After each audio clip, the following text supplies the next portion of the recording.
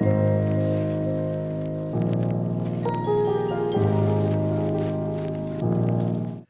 dear brothers and sisters in the faith, let us continue our reflection on those first chapters of the Bible from the book of Genesis. There are two most important events in the history of the Jewish people. The first one is Exodus, when they were freed from the slavery in Egypt. The most important event. The second event is the Babylonian captivity, when the temple has been destroyed and the people have been taken captive from the Holy Land that God promised to them into Babylon. You know, I'm telling you this because yesterday we finished reading the first story of creation from chapter 1 that ends in the beginning of chapter 2. And today we read the second story of creation. You may have been wondering, didn't just God created man and woman? We heard it yesterday. And today we hear that God is making man out of the clay. What we have here are two separate stories of creation that come from different traditions. Don't try to mend them together and put them together. Read them for what they are and what they are trying to tell us. The scholars tell us that the first story, chapter 1, that beautiful poem, when God created the earth and the heavens in 6 days, the scholars tell us that this story comes from the time of the Babylonian captivity. It's very interesting, because when the Jewish people who believed in the Almighty God, who has power and dominion over everything that exists, when they experienced the Babylonians coming into their country, destroying the temple of Yahweh and taking them captive, and they get to Babylon, okay?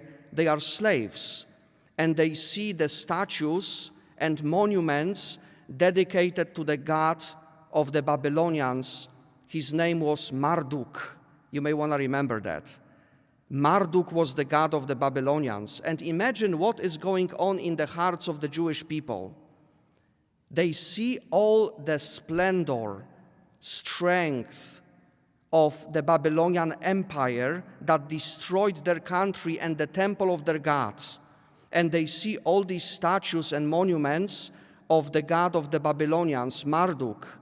For many of them, it seemed that the truth was that this God, Marduk, is actually more powerful than our God, because we are slaves, and these people enjoy prosperity. They rule over us. So how come our God allowed this to happen? And in many of the hearts of the Jewish people, there was doubt whether the God of Israel is truly the creator of the heavens and the earth. And to contradict all of that, all that doubt, the first story of creation so powerfully presents a revelation of God, that fundamental truth, that there is only one God. He has power over everything. He created everything out of nothing by the sheer power of His word. Other gods do not exist. They don't have power. The God of Israel, Yahweh, is more powerful than Marduk and all the other gods. It only seems that these pagan gods have more power, but there is only one God, creator of the heavens and of the earth, the maker of the whole human race. Everything that exists came out of God's hand. That was the point that the first story of creation was making. And today, we hear the second story of creation that begins in chapter 2, verse 4. But paradoxically, that second story of creation is chronologically older than the first one. The scholars tell us, that you can debate it, of course, but most of the scholars tell us that that second story of creation originated during the time of David, about 10th century BC, in the Holy Land.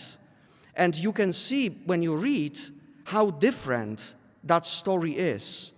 Even God is called by a different name in the second story of creation. The vocabulary is different, and God is presented to us in those anthropomorphic images.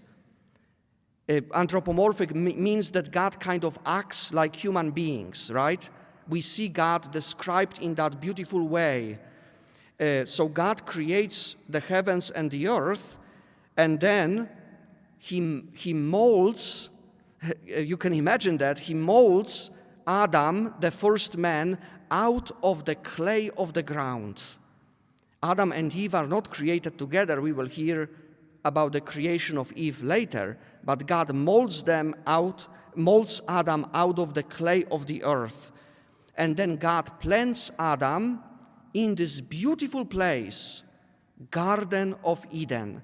Now imagine if you live in the Holy Land, in the desert pretty much, garden is a place of repose, beauty, peace, right? Garden is a place where you want to be. And the author of this text, inspired by God, is telling us that God created the first man for beauty. He created him to live in the garden, but he did not create him for laziness, because he tells Adam that you should till the garden and you should work in that garden. That's what God created us for, to make this world a better place. And I want to leave you with one thought, because at the end of that reading, we hear of the two trees. The tree of life, to which Adam has access, and the tree of the knowledge of good and evil, from which Adam is forbidden to eat. You know what that tells me? This text is about us. This is to say something to us. And what it says to me, at least, when I read it, is that why am I not appreciating more the gifts of God and the beauty of God's creation? Everything is a gift. Our God is so good to us. He has given us life. He created us. He shared His gift of life with us, and He created us for happiness and joy so that we can have in our life. But what do we want very often? We're sinners, obviously, and what do we want a lot of times is more. We are unsatisfied. We don't recognize the beauty of all the things that God has given us. And how many people live in this, I think, bad spiritual place when you always want more. If I only got this or that or the other thing, I would be happier. I would have more joy. But I think this text, the second chapter of Genesis, wants to teach us gratitude for God's beautiful gifts. And I want to live in that place of gratitude. When you wake up in the morning, Lord, thank you for the gift of another day. I am alive. You've given me life. I want to give you glory. I want to serve you. Because that's what God has called us to. And that's what this text, I think, wants to tell humanity for all ages. It's not just the old story, but it is the story that has to tell something to us right now and today, that we must appreciate the goodness of God who shares with us His gifts, His life, His love, Himself. God shares Himself with us.